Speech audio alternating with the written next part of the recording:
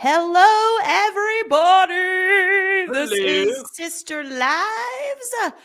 And we are doing a rewatch of season 2, episode 3 of Sister Wives. We are also going to talk the season finale of Seeking Sister Wife at the end. So stick around if you would like to hear some talk about that. What's up? We've got Sarah from Reality Squad. Hello. We also Yay. have James from My Take on Reality in the house. Hello. Speaking of James, let's get this amazing intro going that James is responsible for. Let's just do it. Don't you think like that? I will love you endlessly.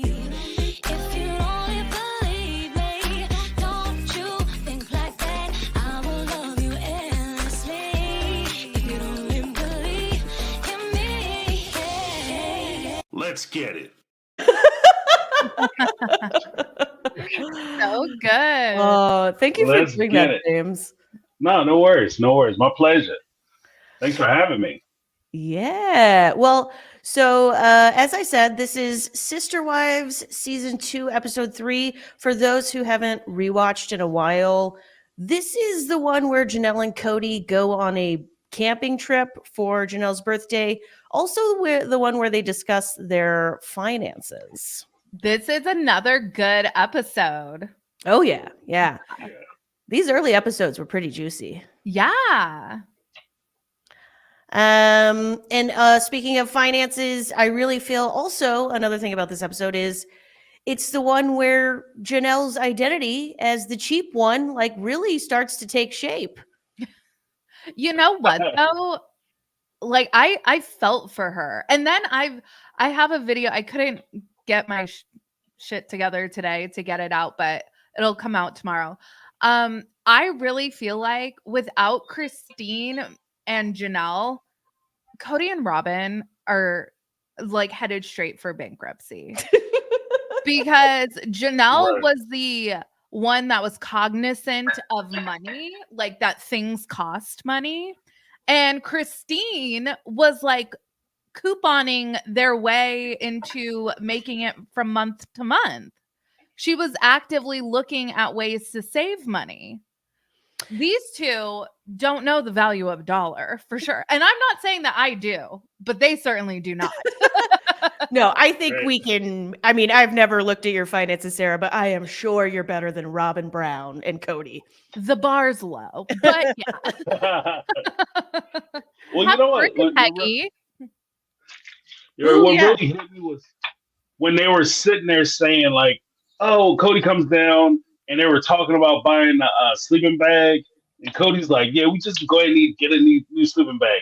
It occurred to me after rewatching it this last time that he wasn't necessarily declaring to Janelle that he was going to get a new sleeping bag.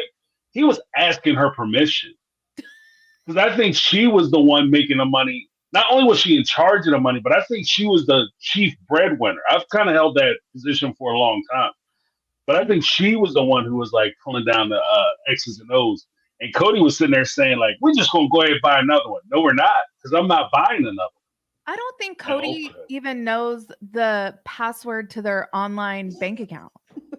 I don't know if he's been entrusted with such, those like debit cards you can get for your teenagers, like baby's first debit card. That's the level of fiscal responsibility that Cody has attained in Janelle's eyes. I mean, it's true. That means that by the end, Janelle was just saying yes every time Cody and Robyn asked permission.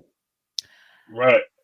Well, I think that Yeah. Cody took position. I think by the end, Cody had taken position in possession of the Cody Brown LLC, Entertainment LLC, as the leader or whatever. And he started making those purchases and withdrawals because without that backstop, that break that Janelle put in, like, oh, we're going to just buy this. No, we're not. We don't need that. It's one night. We'll be fine sleeping on blankets. Without that, you have two spenders who are saying like, oh, we just get a new one. Okay, we'll get a new one. And that was it. And I think that's what actually led them to it. and anybody who's ever dealt with credit cards or whatever, the big purchases you can handle and you expect. What runs your credit card balance up is the little twos and fews that you buy. The McDonald's stops, the little pizza stops, Taco Bell Don't one you night. attack my McDonald's, James. I will not have that. There will be no fast food attached here. You I fast food have to have my fascists. morning Diet Coke, and McDonald's makes the best Diet Coke. Yeah. Well, James, don't it's the avocado toast us. but that's what runs your credit. I'm telling you, that's what runs your credit up. The little Walmart stops. You're so right, You know. though, James.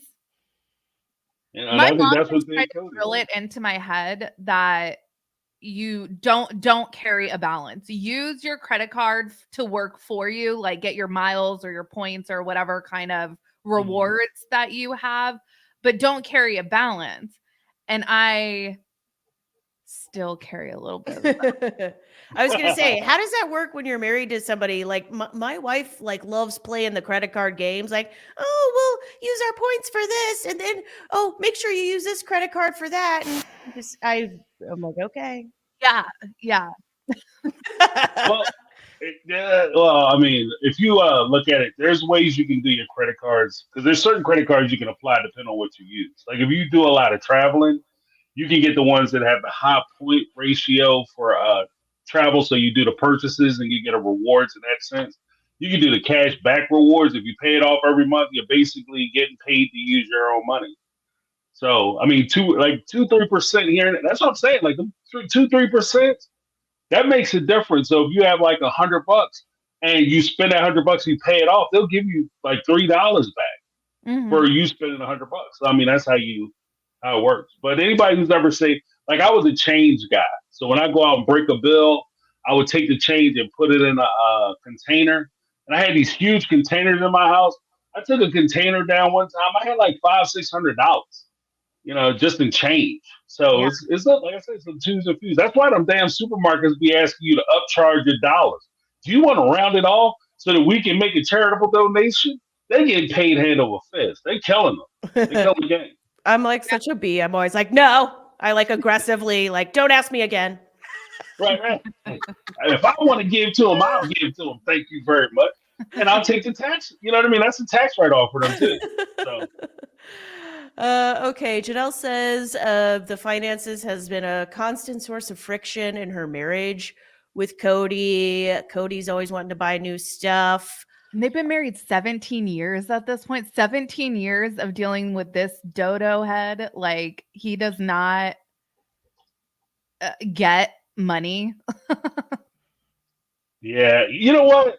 It makes perfect sense though, because you're talking to a guy who has 18 kids, a motorcycle, and a Corvette or a convertible two-seat. So it makes sense that I mean, if she would have said that Cody is really good with money, I would have been very surprised. Because he's horrible. Apparently, he's horrible with money. He's not very practical. Well, speaking of, shout out to the chat. Peggy says, I wonder how hard it is, or is it for Cody to pay bills now? Yeah, who's handling things at the today's Brown house where it's just Cody and Robyn, the people who are bad with money? I wonder they be late in taxes. Yeah, if on top of a nanny, now they're gonna have to hire like an accountant or are they someone smart enough to do that? Hold their hand through tax season. Mm-hmm. Okay. It was reported that they were always late paying their taxes, like their property taxes. Like they're always like 2 steps off of default. I saw that too. I will tell you guys something. So California has, I think it's like Prop 13, which has a cap on property tax. Like it can only go up based off of when you purchase your home. And this is to prevent like senior citizens from getting like priced out of their homes. But my mortgage goes up like $300 a year because of property tax in Florida. It's bananas. My parents are like laughing at me from Los Angeles, their $1 million shack that they live in. Wait, where do you live? You live in Florida? Yeah, I live in like the Orlando area. What? I thought for sure you were talking about Cali. Like, because I know Cali's high. Their taxes high as hell. But Oh yeah, Florida, I didn't realize there's Florida so was hot. many like negative things about California and their finances, but they do have Prop 13. So when you lock in that 30-year fixed rate mortgage, you can like bet that that is what you're going to pay as long as you don't like take out a second mortgage or something. Oh, okay. Okay. Yeah. Wow. Wow. Yeah. Wow. Okay. Speaking of having to take out a second mortgage, Janelle says that when Robyn came in, I'm paraphrasing. Janelle is basically saying, I was like, great. So we were already having to stretch things thin, and now we have to squeeze these like 2 1/3 salaries even further. You know, based off of Hunter's reaction to like Robyn announcing her pregnancy, you know Janelle was bitching about Robyn and 3 more mouths to feed all the time, right? Right, Oh, right, absolutely. right. Well, you know, there is a point too when you're the one who makes there's two groups: the ones who make the money and the ones who spend the money. And when Janelle is the one who has to worry about the bills getting paid, so ironically, I can see a world where Janelle will be the one who is like super tight with the money and afraid to spend on anything. So her kids will most likely be the ones to go without because she has to she has to tap off the whole flow of everything, the money flow that's coming down. And even when Cody, she said, yeah, if I didn't talk to Maddie, she would get me to get her a new pair of shoes every time. And Cody's like, yeah, I buy the shoes all the time. She comes to me. Like, no, you don't. No, you don't. But I Oh, think that really? was him. You didn't believe that when he said that? You think he's just saying that on the show? Well, I believe that as much as I believe that when he said that Christine, he pays for Christine and Robyn, and Janelle might kick in a little grocery money. I believe that is like equal. Like I don't believe either one. Like Yeah. I think Janelle's paying for everything. Cody's kicking in and supplementing Janelle, but you can't be on a TV show one with Cody's fragile image of masculinity being taken care of, kind of Seeking Sister Wives, Nick Davis style, being taken care of by his wives, and then on top of that, he's bringing extra women in for his wife to take care of. So he had to. I think he had to play the benevolent.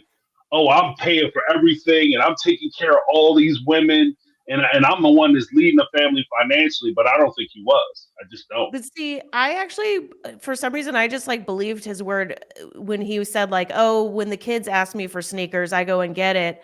Because I just think he's that irresponsible, and I think he wants to be the good guy, and so that's how I took it. But you don't think he's going to the sneaker store and getting Maddie or whoever their new shoes? No, because if he was doing that, I think Janelle would notice. Janelle's one of them parents that if the kids start showing up with new stuff, where the hell did you get those sneakers from? We don't have no money for sneakers. Yeah, I'm take walking them back around to with my the store shoes right with now. tape on them. Yeah. Oh my gosh, She told Janelle us is those so on the mom that if Cody bought something that she didn't approve, she would probably return it. Yeah. So you don't believe it Take that either, shit Sarah? back. No. Okay. Well, Christine, who years later will be absolutely torn to shreds by Robyn and Cody for not being nice enough to Robyn, actually defends Robyn in this episode. Christine says, quote, Robyn has actually taken on some responsibilities and has helped. Do you believe this? What responsibilities did Robyn take over? This is such She a was perfect example of Christine fearing behind the scenes, like the wrath of behind the scenes if she didn't present a certain way, because there's no way was Robyn help. And in my opinion, that is like, okay, so Robyn comes in, isn't contributing money, so she can't take away from like Janelle's contribution to the family. And I know Mary worked too, but Janelle was like breadwinner worker wife. That was like her niche. Christine was mom wife. Robyn coming in to say, hey, I'm going to be stay-at-home mom wife as well, was really taking away from literally all the hard work that Christine was doing. Right. Well, because I think that the opening that Robyn exploited at that time was because I've been doing that Sunday night read along on Becoming Sister Wives, Yeah. and in Christine's sorority section, she talks about how she suffered after Truly was born. She suffered postpartum depression, and with that, like saying that she felt crippled and she couldn't, take care of the kids properly, and she needed that time to, deal with herself. And they kind of hinted at it. Janelle hinted, Christine needs a little time to herself. But I think that, one, I think that she was suffering alone. I think that they dismissed a lot of her pain and a lot of her the issues she was facing. And Robyn took advantage of it because, like she said during the course of the little confessionals, I just want Janelle to find value in what I'm doing. I wanted to see that I'm actually contributing because she wasn't doing jack shit. Like she had said, I'm going to go get a job. Like she told, I'm looking for a job. Where you looking for a job at? You got to leave your house to go find a job. They ain't going to just come knock at your door. She looking under her bed and a pillow like the tooth fairy. The job fair gonna come and drop a job off at her house. For a job application. I mean, yeah, the narrative from Robyn here is basically feel sorry for me because I have no money and am actually wasting resources this family needed for the kids and wives it already had. And that makes me look bad. So it began the dry tears. Right. But I agree with something Sarah said, like the sentiment. Like, I don't think that she did it because she was trying to fit into the family or help the family. I think she did it because of the advantage that it provided her at the time. Because after she was settled in the family, you don't hear anything about Robyn taking somebody's kids and babysitting some children. The only time we really hear about it is actually this episode. It's actually this episode. I'm getting the kids and I'm helping the children. I'm doing homework. That's the only time she talks about it. Every other time than that, she's like, stay out of my refrigerator. You don't pay bills here. Yeah.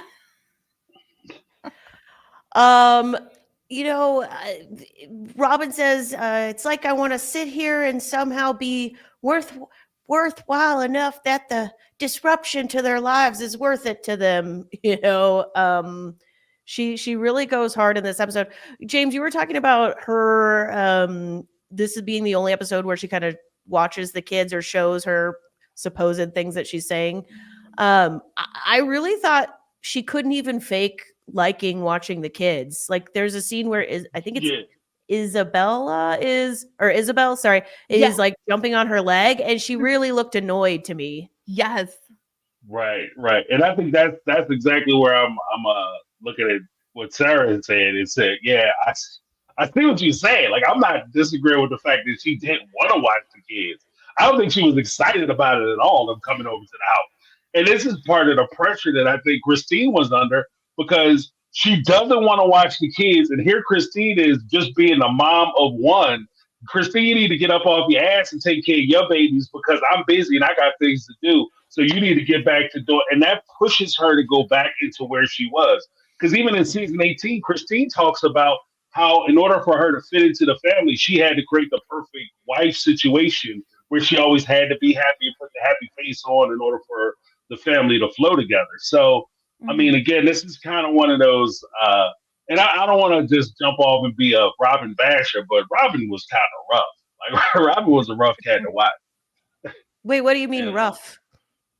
Like she was rough in the sense that she, like a lot of the stuff that she does is selfish by nature. So she just comes off looking poorly, like I want to say that she gave a lot to the family, but I can see the calculation in every move that she made where she got some kind of benefit. It wasn't for the benefit necessarily where I'm sitting. I don't see a benefit strictly for the family and she's putting herself out and sacrificing. I see the sacrifices and the stretches that she made benefiting her in the long run or moving her further along in the favor of Cody. So this is something like this would be something she could say.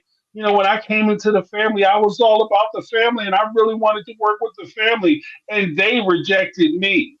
Because remember, Cody stood there when he got the knife in the kidneys, and he talked about how Robyn had sacrificed so much and gave so much for the rest of the wives, and they all rejected her, and she just kept trying to give. And that's this is that part where she's talking to him, and I think that there's a lot of pillow talk going on where she's sitting there saying, I be doing all this stuff, and they don't never appreciate me. I know, Robyn, they don't know you like I know you.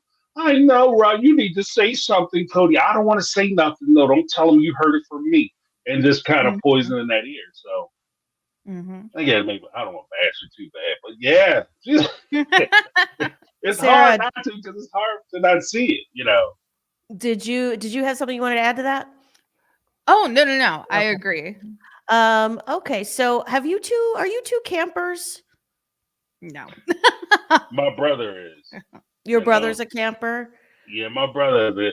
He'll go out with his buddies and the folks and stuff, and like people from his neighborhood, and they'll all go out and camp, and like they'll take the kids with them and all that. This is crazy. So God bless them. Well, Janelle and Cody, they're doing Janelle's birthday dinner at Arches National Park, and they struggle with the tent. I feel like you always struggle with the tent when you're camping. Like nobody. It looks like I've been camping, so I have not personally set up a tent, but I have witnessed one be set up. They're complicated. It's not. It's like Lincoln logs and like Yeah. it's like a puzzle piece. I would almost rather just build a log cabin from scratch than Right? put up a tent. You ever watch those YouTube videos of those people in the woods? They go out there with like a stick and a shovel. And they build like underground mansions.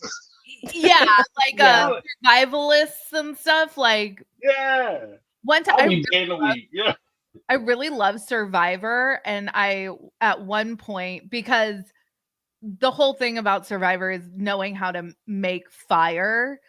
And so I'm like, there's got to be, why wouldn't anybody look up how to make because in this modern era of Survivor, they take away your flint if you lose a challenge. So it's like, if you know this going on to the show, why wouldn't you practice how to make fire without flint? Anyway, Right. Not that would ever, I would never go regular camping, let alone Survivor camping. I would go regular camping, but like to appease my husband. So you're not going to be on the next season of Naked and Afraid where they send out. Nobody wants to see that. Like 2 sticks. And, Who wants to do that? Oof. No. It's a whole show. Somebody put me, I never watched the episode of it, but somebody used to, yeah, man, you need to watch that Naked and Afraid. And you get to bring, or at least at the time, you get to bring like a, I don't know, like a luxury item or like a convenience item. And some guy brought a roll of like painter's tape or like blue tape. And he actually made the gal he was with like a bathing suit. Oh. It was like really nice of him so that like she could, It's like Naked and Afraid's version of the duct tape prom dress. Yeah. Right. Of course, like those were like a bikini, but Did he make something for himself? Did he make like the banana hammock for himself? Or God. I think so. Or he had like I think they give you like satchels. So I think his like satchel like covered. I can't remember. I just remember that he made her a bathing suit, and it was so that she didn't have to be all exposed. And how very kind. Well, some people walking around al dente. What was that? I said, homeboy walking around al dente. Good for him. Yeah. So I feel like probably the most well-known part of this episode, and they probably because the editors put it in like 5 of the coming up segments, is Janelle, what do I just put the bill on the counter? How do you want to work this? This is like 18-year-old me paying my first credit card bill. So like what do I do, Mom? Do I slide this over to you? Here you go, daddy. That shit. Yeah, Dad, they want me to pay this? And I only spent $300. Why is this like 14% higher? Oh man, I felt like angry on behalf of Janelle. Like I felt like I was Janelle and I wanted to be like, pay it yourself. Right. You had a job. You know how this works. Well, the thing that killed me was this. I mean, I can see a world where it happens. You know, people get wrapped up in the same situations. However, if you were married to a guy you said was a tyrant, and he put you in a situation where he financially ruined you, and you had to go out and make your way, those type of people very rarely will trust another person and just say, you know what, I'm gonna move to a different part of the state or whatever, and I'm gonna live in their house. I'm gonna quit my job. I'm not gonna have any source of income for myself. And I'm gonna not only trust them to take care of me, but I'm gonna trust them to take care of my kids that aren't his when he has 13 other children to worry about. Most people wouldn't even think about doing that. So that kind of rubbed me the wrong way. And then the whole, I just dropped it off on the counter. It looked like, because Janelle looked like she was hot, and Christine, she looked a little hot too. Because that was hella disrespectful. Because I'm not even gonna worry about paying the bill. I'm just gonna drop it off for Cody to pay. You know what I mean? That's a really excellent point, actually, James, that I actually know people who, with their second marriages, they opt to, obviously people can structure their finances and their relationships the way they want. But I know several people who, in their first marriage, things were commingled, and with their second marriage, everything is very financially separate. So that, right, to exactly your point, so they don't get burned again if they got burned before, or even to make, if things don't work out, not to say that the other person is going to like screw you over, but just to make that process more simple. People opt. So it does make sense that if Robyn has felt like she was financially wronged, especially, that she would not want to put herself in a position of being that vulnerable. I feel like that's such an excellent point. Yeah. Right. And especially with somebody who has 3 other women that he's dealing with, that he's responsible to. Because it's not just like you're in a relationship with just Cody and you're depending on just Cody, but you're also depending on Janelle, who could stop liking you, Christine, who could stop liking you, and Mary, who likes you for now, but she has the nasty streak in her and she could stop liking you and try to ruin you. So it just, I don't know. I don't think that really made a whole lot of sense. Mm-hmm. Brittany, not Brittany, says, I like that. Didn't Robyn work on the in the medical field in some capacity? What do you mean you can't find a job? Have either of you ever heard this, that she worked in the medical field? I thought she was some sort of like administrative assistant or something, but that could just be like what I think she's capable of. Right. I think she was like not shade to administrative assistants, because I have been an administrative assistant, but I feel like it could have been at a doctor's office or something. Right. I thought she was like a nursing. I thought she was a nurse's assistant. I could be wrong. I don't know. Oh, okay. But yeah, I do think she was somehow tied into the medical field, into Brittany, not Brittany point. Like it's it's not that hard. Like there's certain jobs that you can take that anywhere. That's one of them jobs. People, as long as there's people, you got business. That and morticians. Like people are always going to need hospitals and more. So you're good to go wherever you go. Yeah, I think that whatever her past job was, I mean, the common belief, it sounds like, amongst all of us is like, we don't really think she was trying that hard to find another job.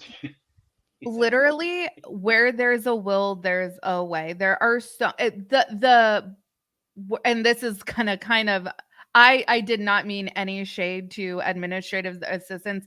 I think the biggest mistake somebody could make is thinking that they are above a type of job. So if Mhm. there is literally, if it came down to feeding my family, I will go and do just about anything to make $1. You know what I mean? So I will work at McDonald's. I would like to work someplace I didn't come home smelling like the food. So like In-N-Out's probably out for me, but like I will. I worked at Panera in college. That was actually a fantastic job. So it's people thinking like, "Ugh, I have a bachelor's degree. I'm not going to work at like Target. Why not? You know? Right. Exactly. Also, were those bagels at Panera? Did those come in frozen or Oh, there's bakers that come in every night and they bake all the bread and all the pastries. Mhm. Okay, good to Wow. know. Good on And you, at least Panera. Panera that I worked at, they donated all the food that didn't sell to shelters. A shelter The would come and pantries pick or the whatever. food up at the end of the night. So it was pretty cool. Oh, That's cool. awesome. Yeah. Cool. That's really cool. That's good stuff. Well, Janelle, basically to me, this is what I took away from one of her confessionals about the finances. What to me, she basically says in not so many words that without the show money, the dollars and cents were not going to add up. That's how I took away from it. Like they just literally didn't have the money to support Robyn. Right. Right. And that's cold blooded. Like if you think about it, like there was one point, like even in the Becoming Sister Wives book, they talked about how Cody talked about how things were so bad when before he started dating Robyn, he was talking about selling his car because they were struggling. They were hard on the struggle bus. And even with going back to the whole idea of you trusting somebody, things really worked out for the Brown family in this scenario because they had 18 going on 19 seasons of this show. And this was the second season of that show. And there was no guarantee that that show was going to keep going and rock as hard as it was. So for her, I mean, that's a lot of faith. That's a lot of faith that she put into the whole system and the idea that these people were going to take care of her. If she just, I'm out of a job and I don't care, and I'm just going to sit in the house and wait for things to happen. That's a lot. That's crazy as hell because you're trusting people you really shouldn't be trusting. Yeah, No Cody's shade on the other ladies, but no shade on who? on OG3. Oh, But for she had trusting. no I will reason to shade trust them for trusting Cody. He's slimy. him. Yeah. Cody says Robyn supposedly went to him and was like, I can't be a burden to your family. That's another thing I think is BS. Here's my question. Do you guys think that she was like, I can't be a burden to your family, but where do I put those bills that I need you to pay? Like, Seems like you can be a burden, Robyn. should I leave it on the counter or should I just drop it in the mailbox? Like, how we working it? What did you two think of this confessional where Janelle says, in our family, all of the children think their mother is the favorite? Like, do Christine's kids think she's the favorite, the basement wife? I don't think Christine's kids ever were disillusioned and thought that Christine was the favorite.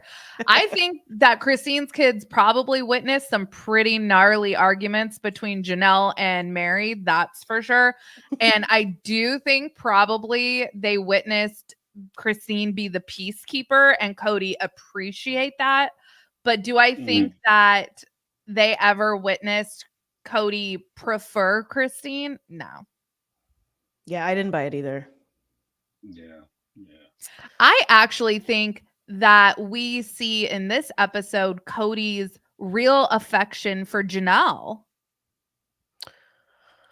Yeah, are you talking about like when they're at the campsite and he's, Yeah. Kissing the back of her neck, I think. And I think Cody has I think he always has had a very deep love for Janelle. And I think that I personally, this is like my tinfoil hat theory. Most of the kids that are most vocally talking about how they think that Cody is not doing right now are Janelle's kids. Right. They're not Christine's kids. Gwen, McKelty, Peyton, they have all gone on and publicly stated how amazing they think their dad is and how much they miss their dad. But it's Christine that is still bearing the brunt of, you turned my children against me. She's the one who started the like network of people talking shit about him. But really, I think it's because he's not willing to completely write Janelle off. He still tries to go and take her on a date in season 18 for her, was it her birthday or something? Whatever. Yes, I think people gave her a hard time for choosing to spend her birthday with her like kind of separated A free husband. dinner is a free dinner. And Janelle is like, you know what? It's my birthday. Why not? All these years later, she's still like, I'm taking that free birthday dinner. Exactly. Well, we all go to Starbucks and get our free drink on our Yeah. birthday. This was Janelle going to Starbucks. Okay. Right. Well, I mean, you got to take into account too that she's invested so much into the family. Technically, that's a dinner she already paid for, so she just gets some rebate. Under my dinner bag. True. I didn't pay for this shit. Like I paid for this 20 years ago, so I'm gonna get my dinner. Her points. I'm not missing no meals. Yeah, right. It's like having that full card. I got my punch card. I'm getting my last whatever it is. I don't care. Die be damned. So. And I think that there's also that weird point where the kids, because I think you made an interesting point where you were talking about Cody complaining about Christine turning his kids against him. I don't necessarily think he was talking about her kids. I think he was talking about Janelle's kids because her kids kind of sit in a very unique position because of Janelle's relationship with Cody. 1, 2, and because Janelle had mostly the boys who Cody strongly identified with, I think that her kids have a stronger sense of, I won't say right and wrong, but they just have more of a mile high view of what was going on, and they realized, I think because they're kind of separated and they were getting the attention and they were part of the Star Kids or whatever, that they recognized that Christine wasn't being treated well.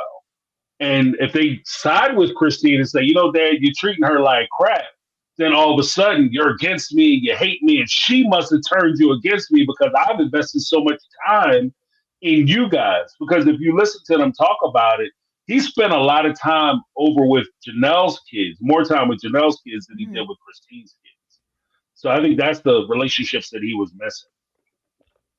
I always understood it like it was easier for him in Janelle's household because he knew boys. Janelle had all the boys, poor Peyton, and poor all the girls, because Right.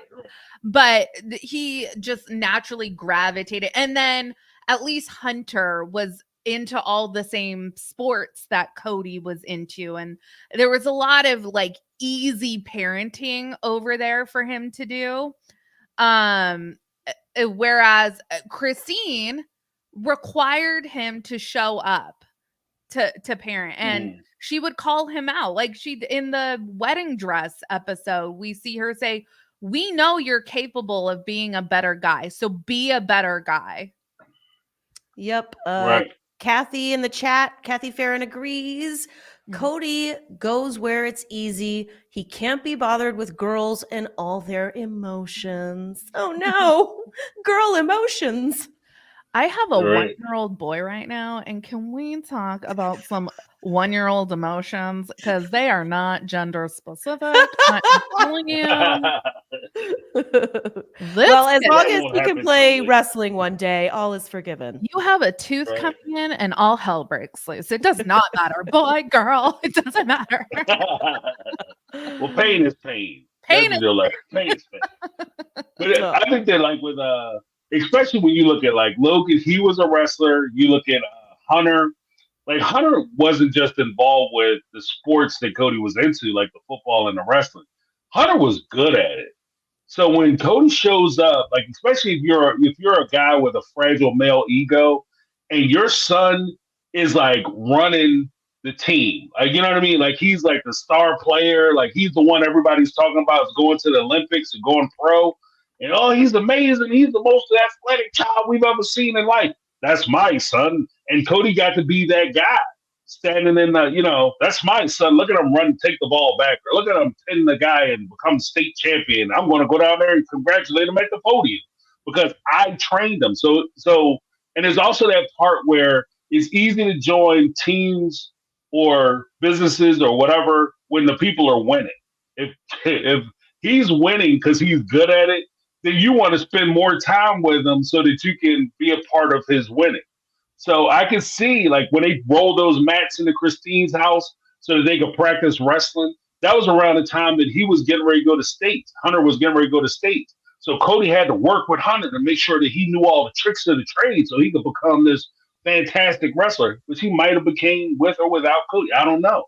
But he had to be a part of that. So he's going to spend more time with him. And I think that's how they got a lion's share of the time. Mm-hmm.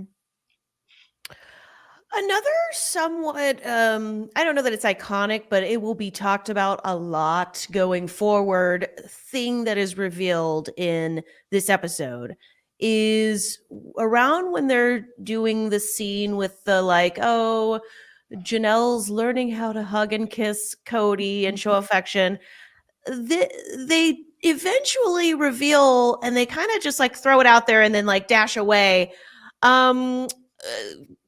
Apparently Mary was like dominating Cody in the early days, just putting her paws all over him, just Garrick Merrifielding Cody. And Janelle was just like over to the side, just like, oh, Mary, may I? Okay. Or, sorry, I'll leave you guys alone. Like, And that just goes to show you that, for all of this talk, like Cody loves to quote X amount of like animals in the animal kingdom are non-monogamous and monogamy is not like a natural thing for blah blah blah.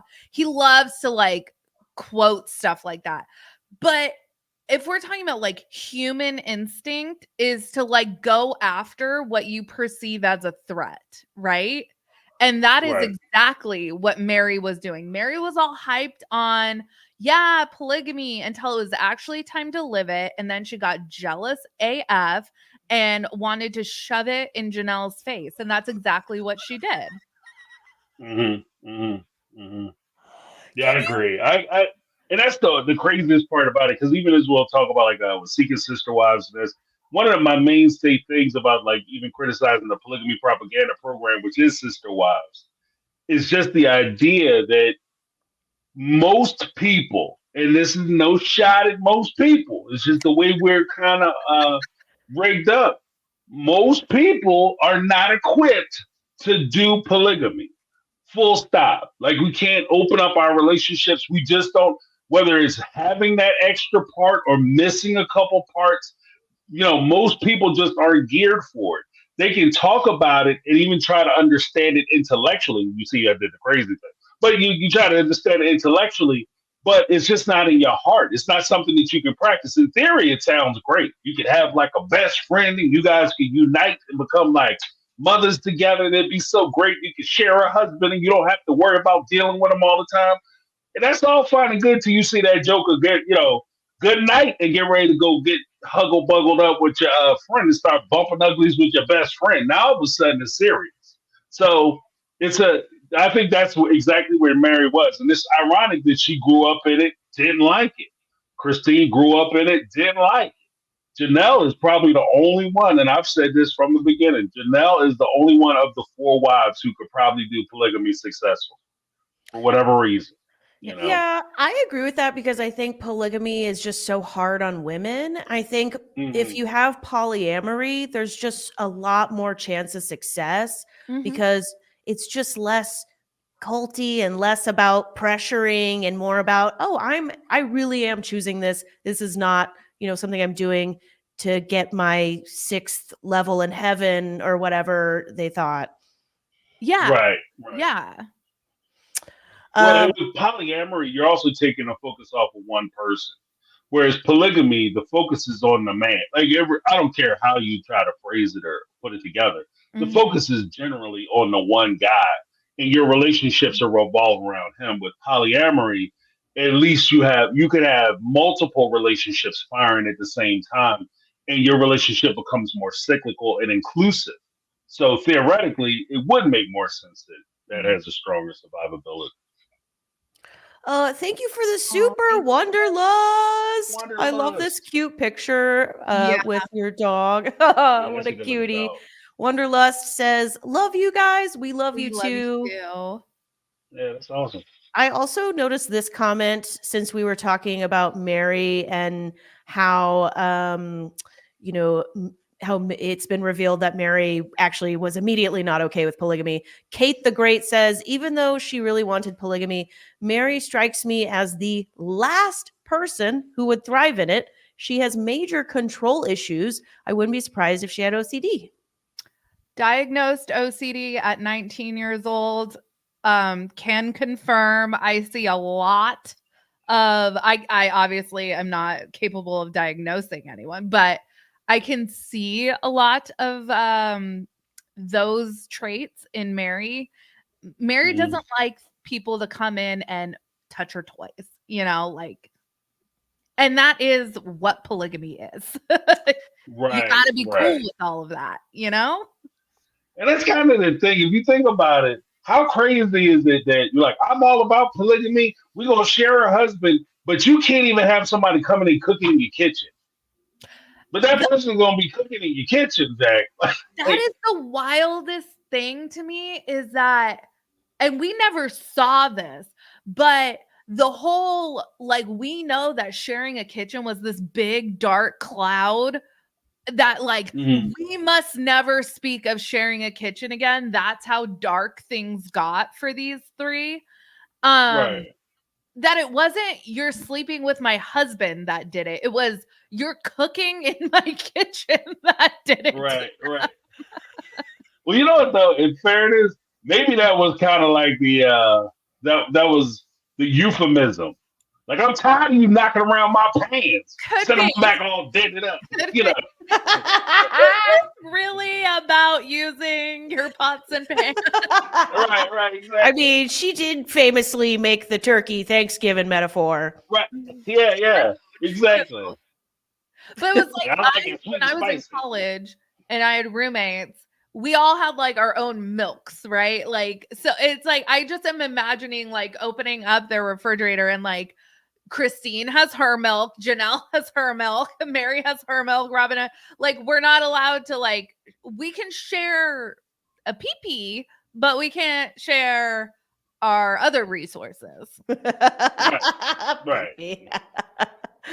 I just wanted to give a shout out to BCatK in the chat, our mod. Everybody is saying that this is our only mod right now. So thank you so much for holding down everything, BCatK. That's really awesome, and we really appreciate it. Thank you so much. Yeah. And then, Lizzie B is in the house too. Lizzie B. Oh, sorry, and shout out to Lizzie B. Okay, thank you. Rochelle J. Rochelle J is here. Oh, and Michelle J. So just strike from the record everything I said 60 seconds ago. But shout out to all the mods. Thank you so much. Thank you, Stephanie in Kentucky. I assume that's what KY stands for. Could for be the the super. I know. Sarah said could be the jelly. Yeah, I know. I didn't want to see that. James, come on. I was trying. I'm already struggling over here. I'm on the struggle Mister, bus. Trying to. What was there something that he made for his own banana hammock? You didn't think you weren't going to go to the jelly? That's what I mean. Like, it's not the chat that needs to be moderated. It's the three of us, right? that's what I'm saying. Like, Indeed. Okay. Was there anything I missed from the episode that you all wanted to go over, Sarah? The famous cereal is a snack, not a meal. When Robyn tells, I think it's Isabel, they're all at Robyn's, Robyn being the mom, and the kids are eating cereal, and she goes, Isabel, cereal's a snack, not a meal. MILL. Yeah. Yeah. And that I know for a lot of people, that really kind of tweaked them a bit because so many folks look at it like, because in my house, when I was growing up, in the way I do my household, Lizzie B in the house, but the way I do my household, you can take whatever you want. The food is there for you to eat, but just eat all you take. So like if you had Isabel loading up bowls, like she went and got a mixing bowl and she dumped a whole box of cereal in it and poured half a gallon of milk in that bad boy, took 3 bites and then put the milk in the sink, the bowl in the sink, pour it in the trash. Then you say, like, whoa, whoa, whoa, you need to relax. Take it easy. We got like food storage. We're not doing well financially. Then you make those arguments. But if these kids are hungry, let them eat. Especially the only way I would stop a child from eating like a snack like that is if they aren't doing their dinner. Like if you're not eating your dinner, then you might slow them down. But if they're housing the snack and then they go back and they getting 3-4 servings of the dinner, then what am I telling them? They're growing. You know what I mean? Yeah. And that's one of the things with kids. Kids gonna eat you out of house and home, Jack. So get ready for it. Yep. Was there anything else besides the first sign of Robyn restricting food with the kids? Yeah. Nope, that was it. All right. Okay. James has temporarily muted himself, but until he gets back, I think since that's it for Sister Wives, I think we are good to move on to the season 5 finale of Seeking Sister Wife. There was a whole thread in my Facebook group today about like how gross Seeking Sister Wife is, like as a concept in practice. Someone started it off like, I really tried to get into Seeking Sister Wife, but I just couldn't do it. And then all these people chimed in like, oh my God, it's like depravity personified. And it was so funny to me because I love it so much. I know. Melly FZ finale time. It's certainly not for everyone, but it is for me. Yes. Thank you, you, Melly, Melly. for the super. Oh, We are all hyped to talk about this finale. Yeah, I was gonna say I watched season 1 of MILF Manor, so my standards have been lowered even more. Yeah. I'm like, oh, maybe Seeking Sister Wife isn't that bad. They're not trying to marry their own sons. Yeah, like the dating pool isn't their sister wives' kids, so that's good, right? Oh, so sad how low our standards have fallen. Well, what did you think of the finale, Sarah? Like, did you think it was a good finale? Okay, so I thought it was a good finale. The part that like wowed me the most was finding out, and the way I watched it was on Max. So the ending credits where it was giving like updates on everyone was like super teeny tiny, and like Max was trying to get me to watch Dune 2 next, and I'm like I'm trying to read like what everyone's up to. But Garrick baptized a new Brazilian woman. I was like, oh, this guy has a fetish, and that's all. James! Yeah. Perfect timing, James. You're coming in on hell, he can't hear us. Can you hear us now, James? Yes. You're coming in on this guy has a fetish. Garrick, of Yeah, course. the Garrick, jackass Garrick. The thing I would say about Garrick, and I thought about this, I think genuinely Garrick and Danielle are actually involved with, I think they're violating the Mann Act. At this point, like, I think they're sex trafficking. Like, because the way they're doing things, they're being dishonest about what it is they're doing. Because even if we take the show at surface value, he applied for a K-1 visa, petitioned for a K-1 visa for Roberta. It's my understanding you only get 2 applications. According to him, he put in a second application for Natalia. That's his second application. That's burned out. It's done. But then he goes down and he meets this supposed new girl and he's trying to bring her up from Brazil, but you can't. And even if you could bring her up, what are you bringing her up for? And it's for like a nefarious, sex purposes. So I think that, I think they bringing the law heavy, and they're going to have to lie. Arthur James, and I think we've seen him. I forget what that lady was that they met in Los Angeles. Leah, I think. Leah, yeah. Mhm. These American women are not attractive to Garrick because they lack the perceived power imbalance. He thinks that he is in a better financial position. He needs a woman that he perceives as being beneath him, and a language barrier is key to that. Mhm. It's real gross. Right. And I think that was part of the problem that he had with Miriam, was that Mhm. she actually came in, she could speak the language, they could communicate with one another. Even Natalia, what she said when they broke up, he had deceived her because he had told her that he was no longer going to do the online dating. He was no longer going to seek another sister wife until she got to America.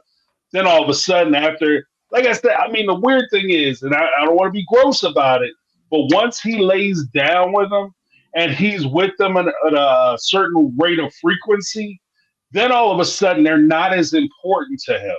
And you can see that because they're originally, before, when he went down and he proposed to Natalia, he slept with her, and then they stayed down there, I think, for another week. They came home, and while they were home, he would sit there and argue with Danielle. Well, they're not calling me back. She ain't calling me back. Well, I don't understand why she. All that whispering was out the window that he usually do, soft talking. That shit was out the window. He hollering at her, screaming at her. It is what it is. Then he gets down to Brazil, spends 6 weeks. He's down there talking about marrying her, and it's questionable whether he's going to come back. All of a sudden, he comes back home, and now he could care less if Natalia knows that he had a whole nother woman that he was attracted to at the house. He could care less that things aren't working out. He could care less that they not getting married and they had that stumbling block. And then Natalia also mentioned that there was a problem because he wanted her to submit. And I have a issue with that because anytime a guy asks you to submit, leaders don't have to ask you to follow. A leader never would have to ask you to follow him because you're by the sheer, Riz, he got the Riz. You're going to follow him because of who he is. And he won't have to say, well, you guys follow my lead. You get behind him because you believe in him. And I think that that's where his trouble with Natalia is that he's not a leader at all. But he requires, like you said, he uses that money. He uses the promise of citizenship to the United States, bringing her up from the United States, and he's going to take care of them. And that's how he's trying to manipulate Mm-hmm. It's,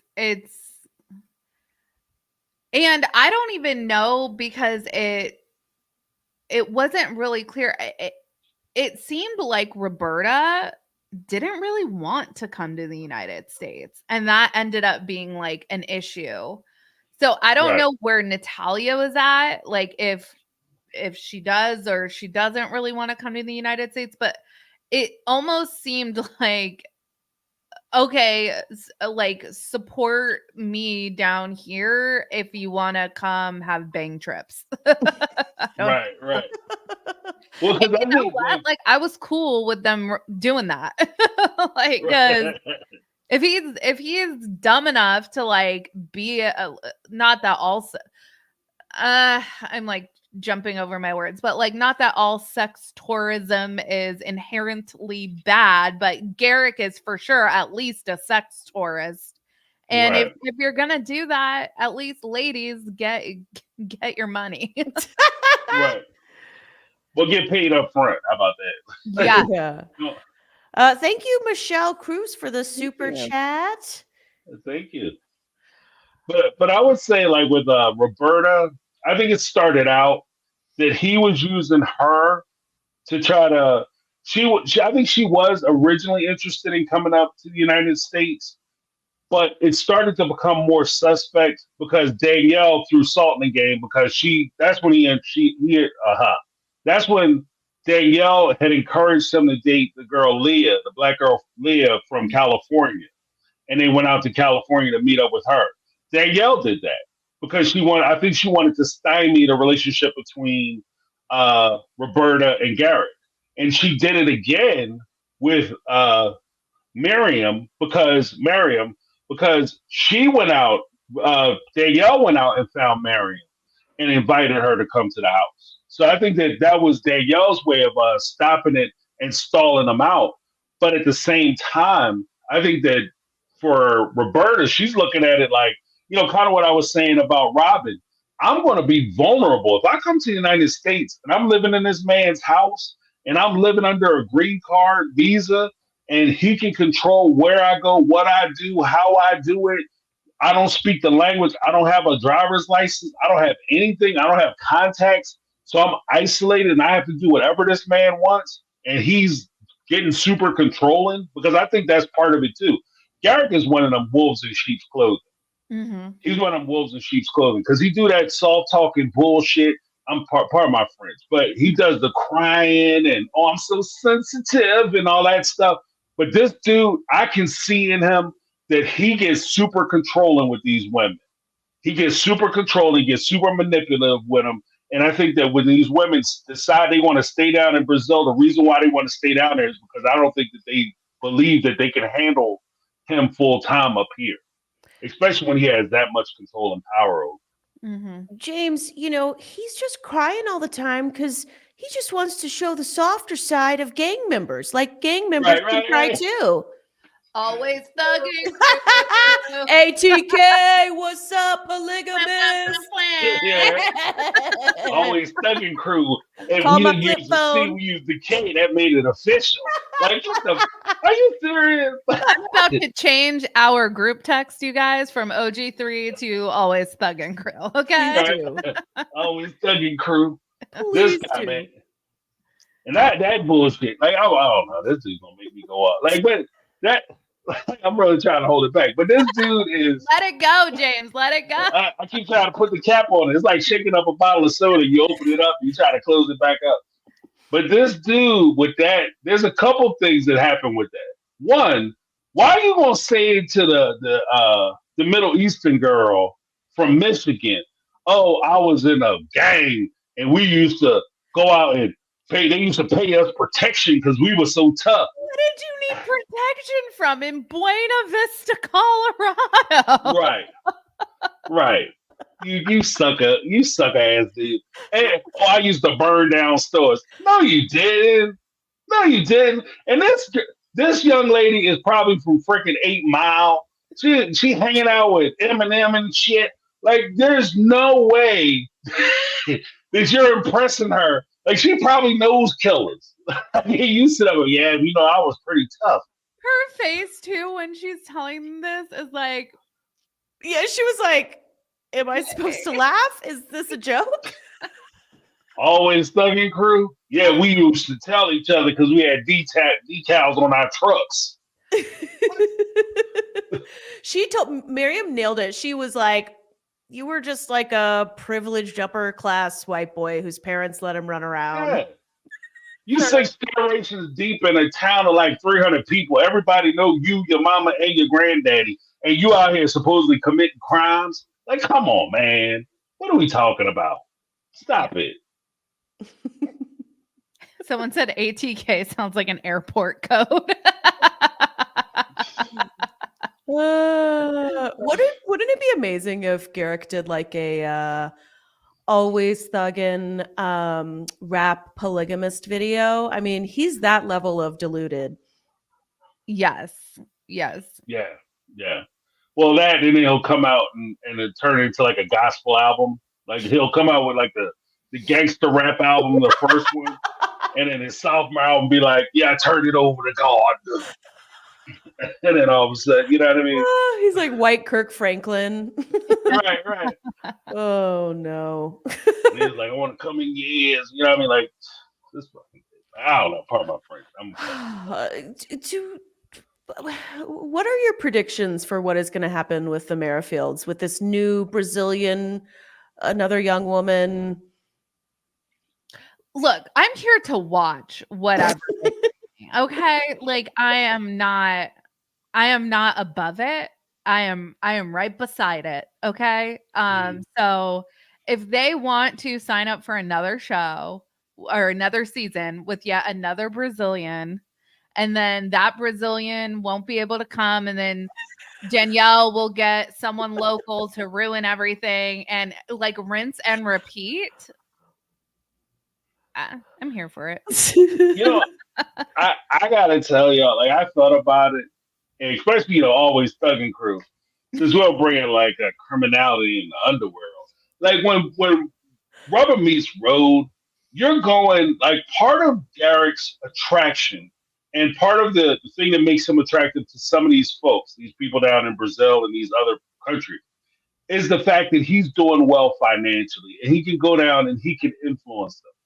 One of the dangerous things about cheating with people, when you're cheating with people, is that you're not, people don't, women, or, speaking from a guy's perspective, men who, when they go out and cheat with women, your wife doesn't get upset just because you're out cheating. They get upset because they see their life ending, the life that they've grown accustomed to, they built up for themselves, and that they want to move into the future with. They see that ending. When you go down to these countries and you start playing around with these women and you start putting in their heart that you're going to bring them to America and their life is going to be better, and you down there playing around, bro, you are putting yourself and your family in tremendous danger, because there's nothing more dangerous than somebody who is desperate and has nothing else to lose. They feel like they have nothing to lose. So this tryst that he's doing is cute for TV, but the truth of the matter is that he's playing a very, very, very dangerous game down there playing, especially in some of these South American countries where you're deflowering these women and then you banging them out and you going back to their dad talking about I'm married to her and I'm gonna bring her up to the States, and then your wife come down there and play some bullshit game where she calling the embassy talking about, oh no, we together, we married, we about to have a baby. Don't bring her, give her the papers, don't let her get married.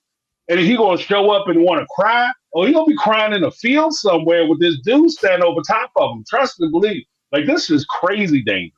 This is crazy dangerous. James, you think Garrick's gonna go after like Thais or something? I'm picturing Thais' dad.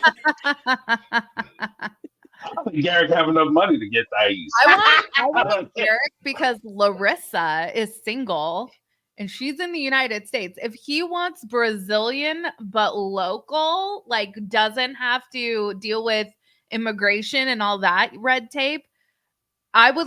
Oh my gosh, could you imagine Larissa and Garrick? It would be. What show is Larissa on? She was 90 on 90 Day Fiance back in the day. Colt, Mother Debbie, like this is some like throwback. Mother Debbie is a little more recent because she was on Single Life, but Colt and Larissa are from like, I don't know, second or third season of 90 Day Fiance. Yeah. Well, it's like, no, you're right. They're legit 90 Day Fiance too. They're main 90 Day Fiance. Yeah. But they're on a couple like after, like Happily Ever Afters and all that. Single, I think, not Single Life. Colt made one Single Life. I think Colt was not. Colt, and then he ended up with this girl Vanessa. They were on some Happily Ever After seasons, but Wow. yeah, they're like one of these mainstays of the franchise. They've been on like Pillow Talk and like all this stuff. Yeah. Wow. Check out those seasons. Thank you, Soundbite Bio, for the super. Hey. And also thank you, Teresa Skinner. Very generous of you. Shout out Teresa, always showing up. Both Soundbite and Teresa, very supportive, showing up every week. A lot of people in the chat, I'm seeing you every week, and you just make it so fun. Yeah. And you're like, we can't always talk about your comments, but like a lot of you are very funny. I'm like often over here like, yeah. Okay, should we should we talk about the Davises? It's hard to kind of discuss them because of the scandal now. Yeah, I want like justice. I mean, there's no justice, but like own up to it. I've seen April is out here like defending their storyline. Girl, just own up to it. You guys lied to us. Yeah. Well, I think they're trying to save their spots on the show because they're afraid they're gonna get fired. Like they should be. They really like honestly. I think that in order for Seeking Sister Wives isn't a mainstay show like 90 Day Fiance or even Sister Wives. Mhm. It's kind of that one off show like that MILF Manna or the Mama's Boy. Want me, you, and my ex. Like that, those type of shows aren't real. They're still blossoming shows or burgeoning shows, and this type of scandal this early in that type of show could derail the whole series. So they really should consider getting rid of the family because I can't trust anything they say. Because even then, once you find out the Jasmine storyline is not true, some folks looked into it and they realized that I think Jen and April. They applied for a marriage license, but I don't think they officially got married. So, like the whole storyline there is kind of sketchy. So So let me just that's- make sure everybody watching, because like if only people who are online will know about this, like on Reddit or something. Mhm. I think we briefly touched on it last week, but if you weren't here last week, the Davises are in this scandal because all these pictures are coming out where they already knew Jasmine in 2021, and we're supposed to believe this footage like post. What is their cute little girl's name? Vera. Post Vera is when they meet Jasmine. So Mhm. there are clearly like some funnies going on. James has added new tea. James, now somebody did some digging and April and Jen aren't married.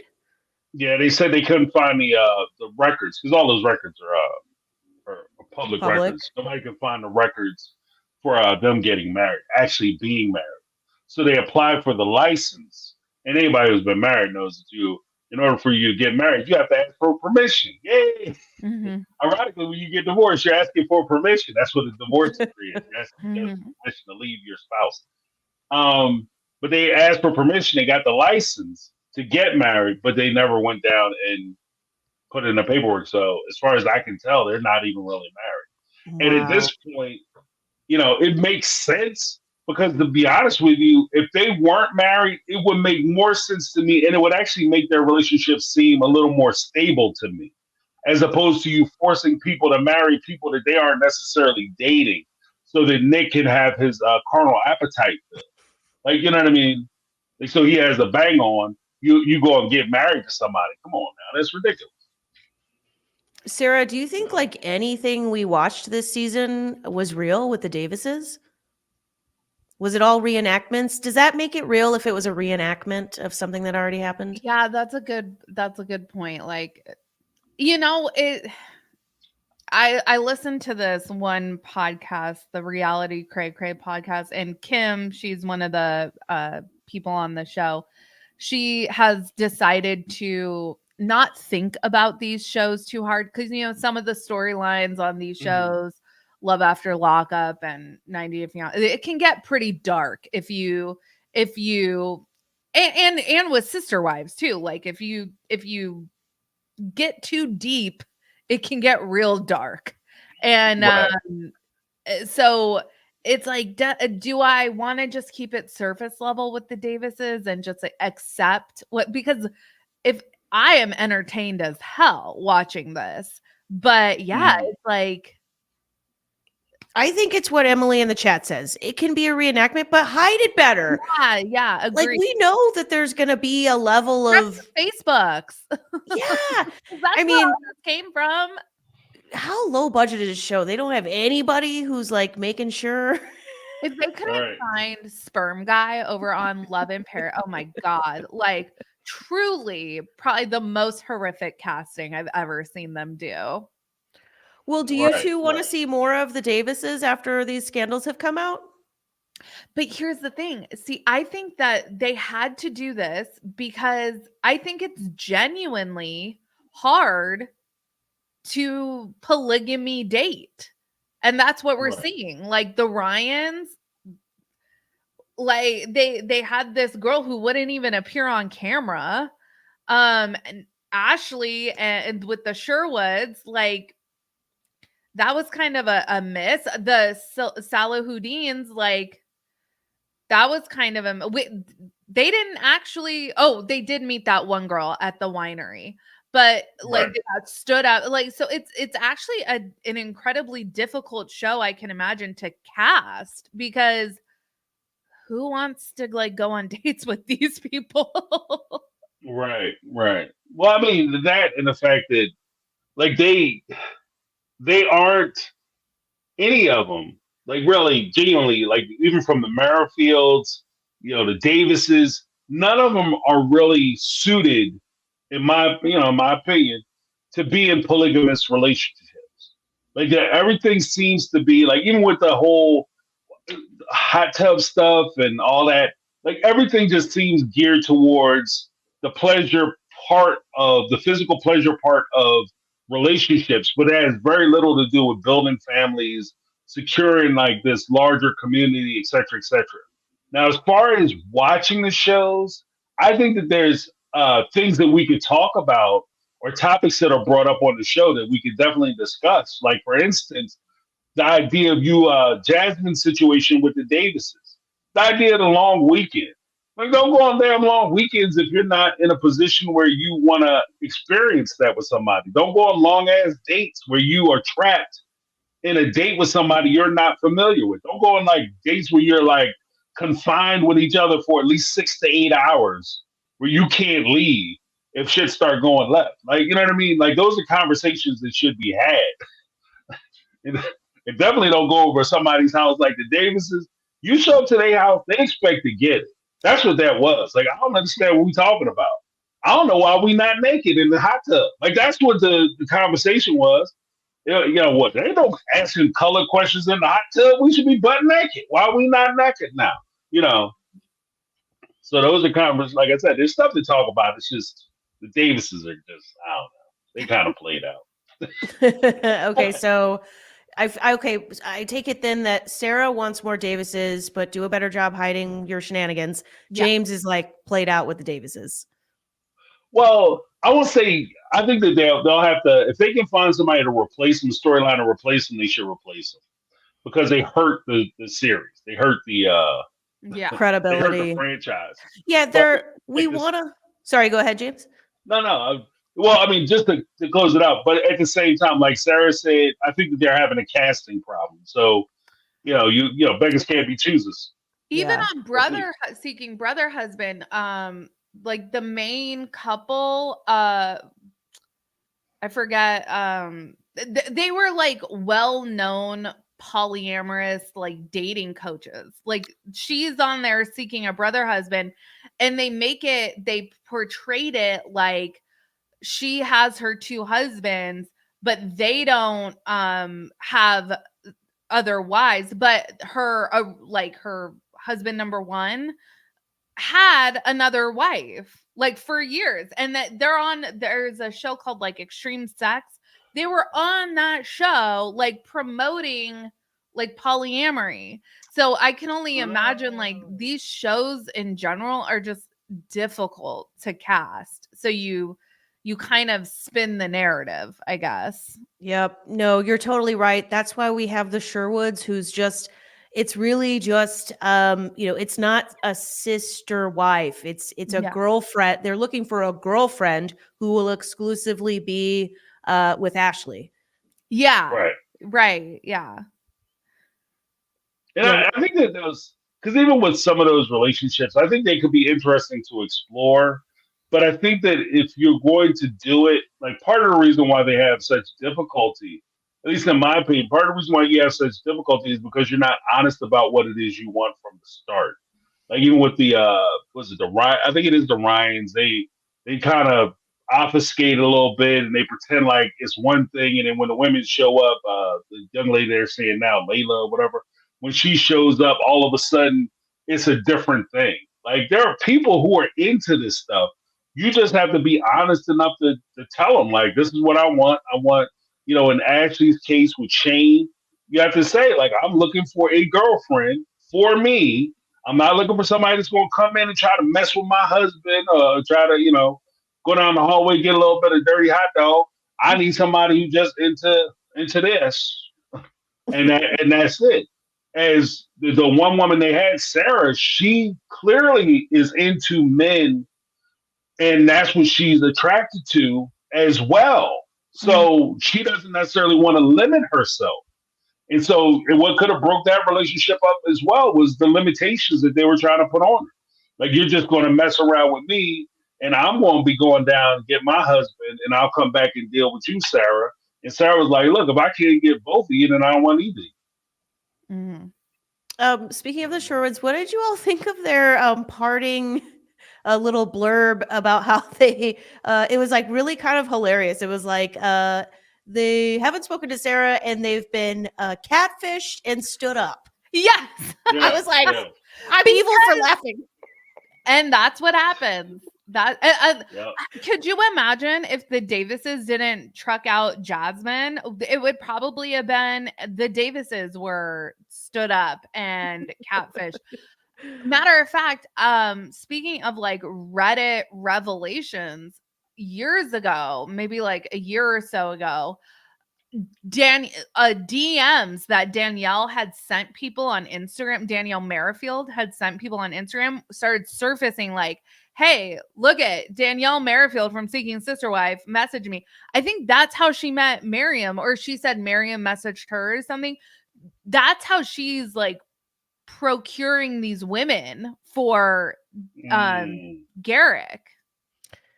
Yeah, they're catfishing us. They're like they're actually just out fighting people on Instagram who want to be on TV, and like it's a little bit of a sham. But I think the most shocking part of all of this was finding out that the Ryans are still talking to Yari. Yes, I wanted to ask you too. Yari, the last time we hear Yari talk on a date with Justin, Yari's like, I only want you. I'm not interested in sharing. And then in the blurb, they're like, Yari, Becky, and Justin hanging out at the beach.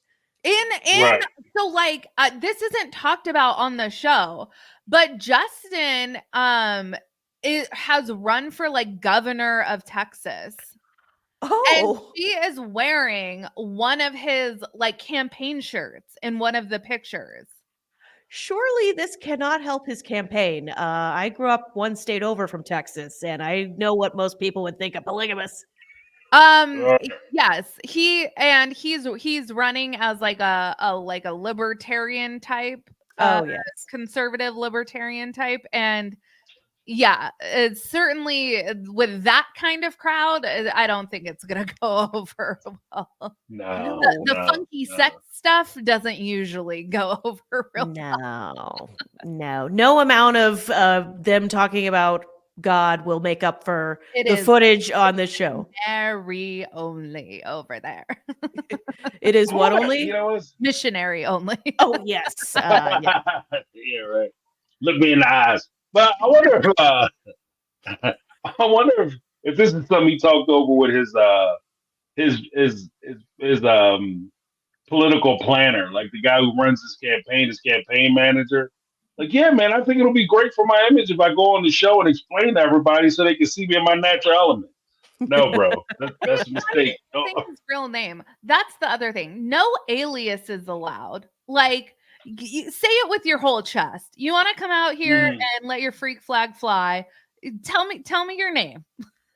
Right, yeah, let us Google you. Yes, I need to be able to go on Truth Find. No, I'm kidding. But like, yeah, I need to be able to be somewhat real with me. But why do you two think Yari is still doing this for the show? I mean, surely she's not making that much money. And this is my question about Danielle Davis. Where are these friends and family members that are like April's brother or Naeem's mom that are saying like, this is fucked up. Like, where are these Mm. family members saying? Because Yari clearly thought she was going to be dating an almost divorced guy when she was going on dates with Justin. That's what they're saying in the chat, that Yari's doing it to soundbite bio. Yari is out to steal Justin away. She's playing the long game. Makes sense. Yeah. But it's like, who's telling Yari, like, no, this is like polygamy? Right. Because Google! the Go. Ryans aren't telling her that. Right. Well, I do think like with some of these ladies, when they go on these shows, like some of the ladies, some of the guys aren't above it either. When they go on these shows, people will look for you when you present on the show. Like what's the Miriam? Mhm. I know that her inbox is full of people. Hey, I saw you on the show. I'm gonna treat you better than Garrick treated you. Blah blah blah. You know, maybe Danielle might even got some of those messages from some errant guys who are, Garrick is treating you like crap, girl. You need to get with a real man. Blah blah blah. So you do get a lot of attention. So if you're a single woman, even that one girl, what's her name, Sarah, Shane and Ashley's girlfriend. She, I think, will get a lot of information. Like, she'll get a lot of interest from people because of the way she handled her business on the show. Like, I think that a lot of guys be like, okay, that's somebody who is straight up with what she wants. She's okay with opening the relationship up, and she seems like she has her emotions and everything in check, and she's very logical with how she approaches things, and she's crazy honest. So that's a go. So I think that it's a way for you to advertise the goods in a way that can get you out there. So Yari, I can see her getting a lot of attention as well from people who are interested. Like, if you're looking for a man, then I might be a guy that is more interested in a one-on-one relationship as opposed to that foolishness you're involved with. Mm-hmm. So, But she's like going on dates with him that aren't being filmed. Like, that was like their own video they sent TLC. yeah. That was That's the wild. I was downside. like, what? Same. Why doesn't Sometimes this you gotta show? drink the dirty water. What, James? I said sometimes you got to drink the dirty water to get to the clean. Like, she might just be slugging it out so she can stay on the show. You know what? If she is, I'm okay with it. And then it's what does interesting. that Right. tell you about Becky when, like, the understanding, the intention, what Yari would prefer is for you not to be in the picture. Like, she's saying the Robyn Brown quiet part out loud, right? Like, Right. yeah. No, you're right. That is wild. Because in the last scene, Becky is trying to be all like Becky with the toot, like nobody's gonna steal my man. But then she Yeah. just keeps going out with Yari. Yeah. Mm-hmm. Yeah, but I give her credit though. I mean, it must be refreshing to put those blinders on and pretend like it didn't really happen. Because I give Yari credit because she told everybody straight up, like, look, I want you for myself. I'm here to take your man. She basically telling him is basically telling his wife, and if they want to keep playing and dipping in that pond, then you kind of get what you get. Don't get upset. It's not like she's hiding that she's trying to get him. So, you can't be mad at her for doing the thing. Like, that's the game. Like, she's putting it out there telling you, like, I'm here for you, dude. Okay, well, I mean, we can go out on Saturday. Okay. Yeah. All right. James, I dare say this would be like the rare instance where the majority of the public would be like rooting for the home wrecker to wreck the home. Right.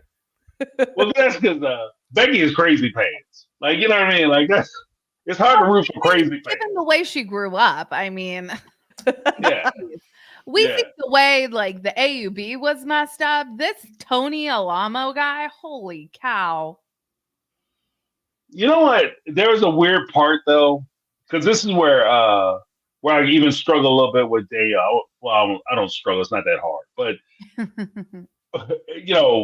there's a point where you stop being a victim and you start being a perpetrator.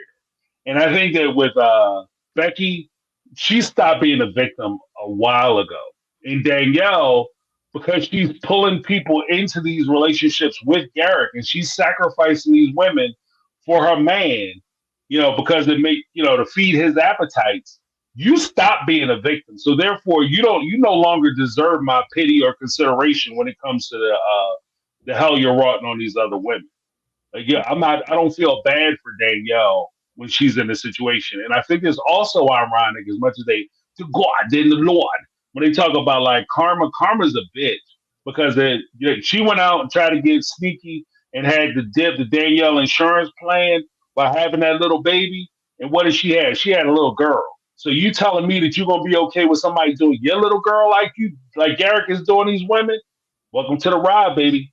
Welcome to the ride. Welcome to the ride. Yeah. Why doesn't the ride include a tell-all?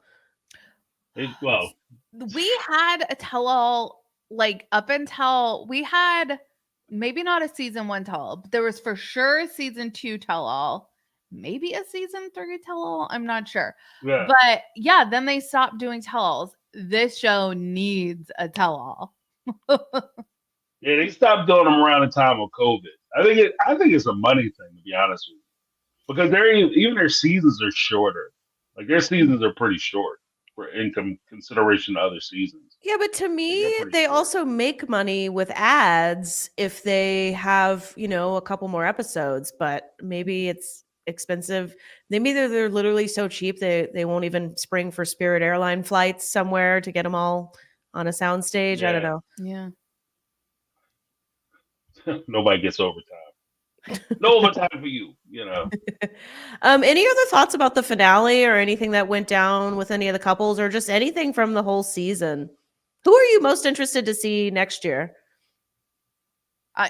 Merrifield's I'd watch again. I'd watch the Davises again. I feel like You know I what? don't need the Salahuddins. There's too much. Like I feel like they're just trying to antagonize Naeem's mom, and Right. I feel like they are happy with each other, and if they want to like do their own thing, do their own thing. I would watch. You know what? Like I honestly don't think that there was any duds this season, No. entertainment wise.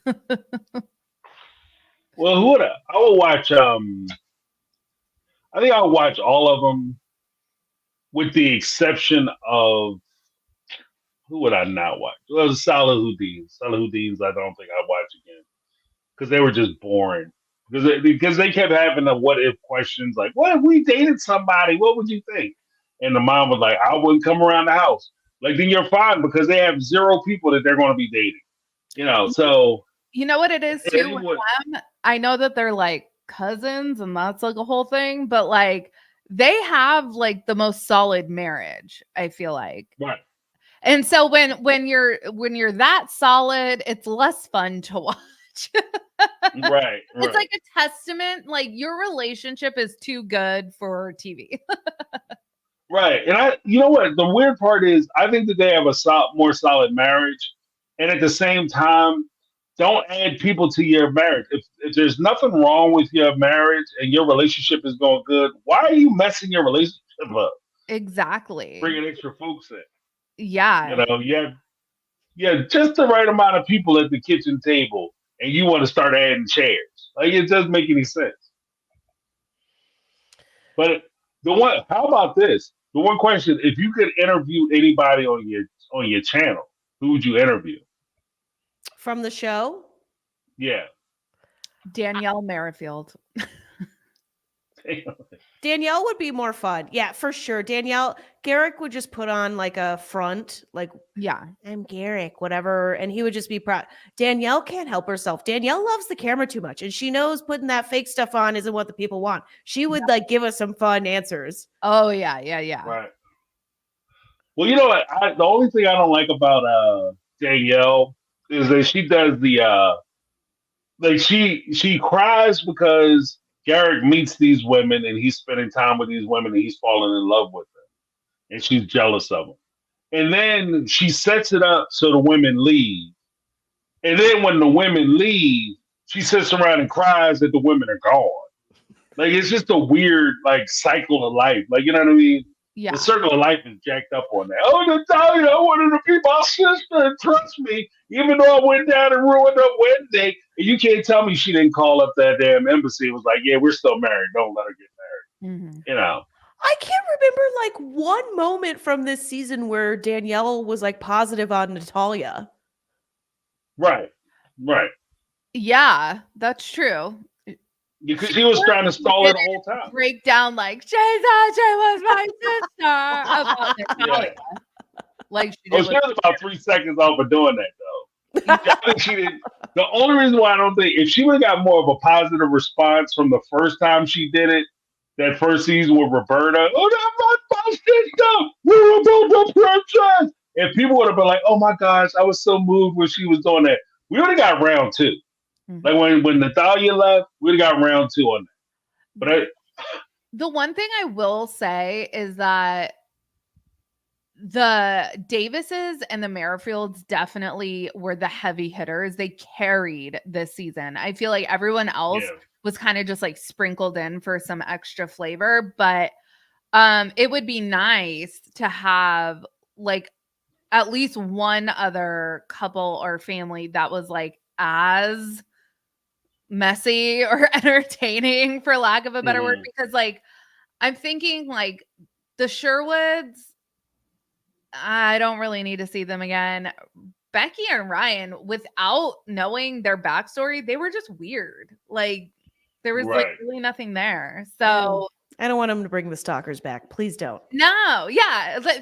Well, apparently, I have to imagine Yari's probably given them her address at this point, which is the classic mistake. Oh no, Yari. Poor Yari. Well, what about Yeah. speaking of bringing couples on, thank you for the super Melly FZ. Melly says, bring back Sidian and Tasha. Can James and Sarah, can you inform those of us?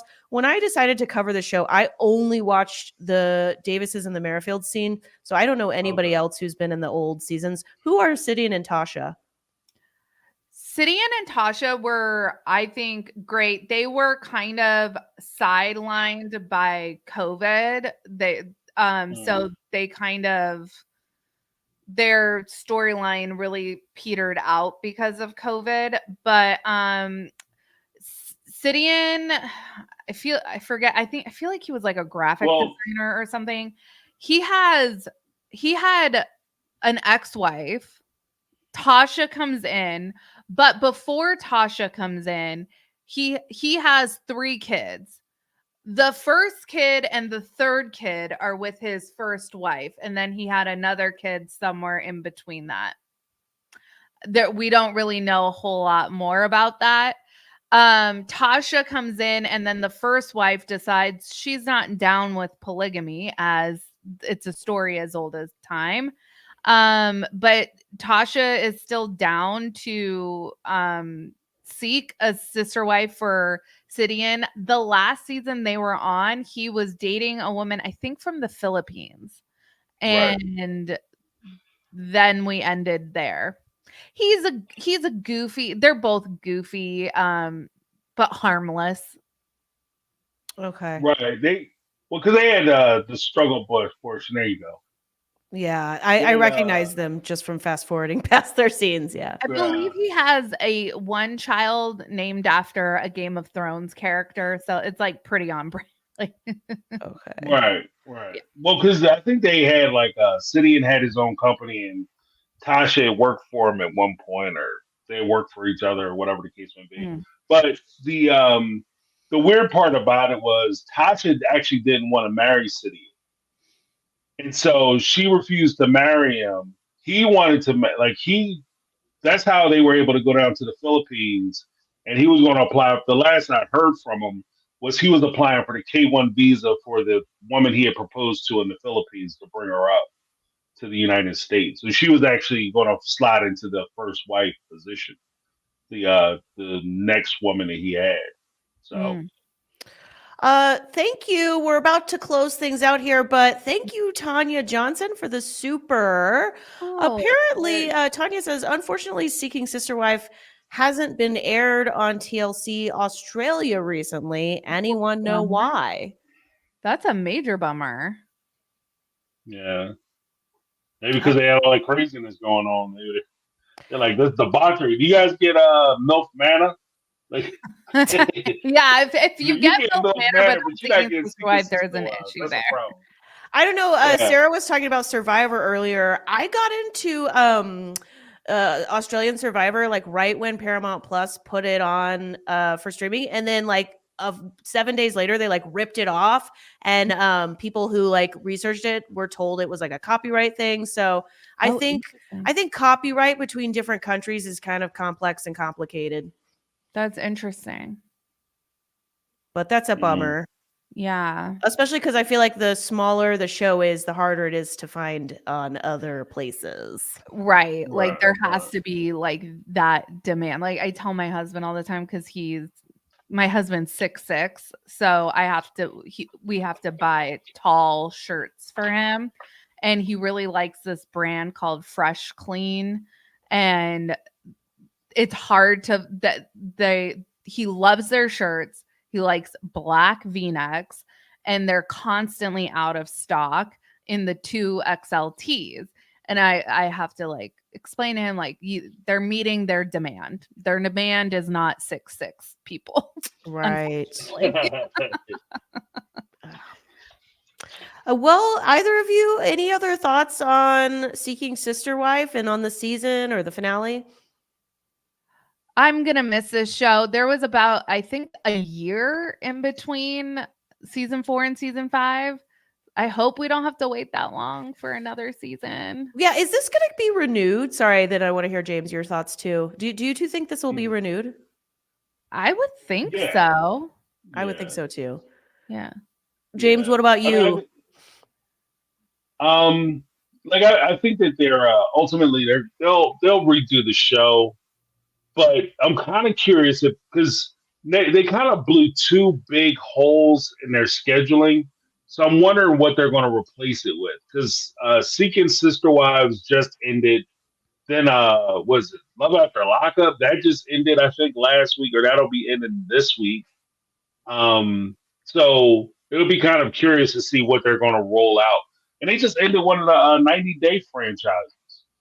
So, and they're kind of rounded. I think they're halfway done, like Happily Ever After. So I don't know. Like it might be kind of a sparse summer.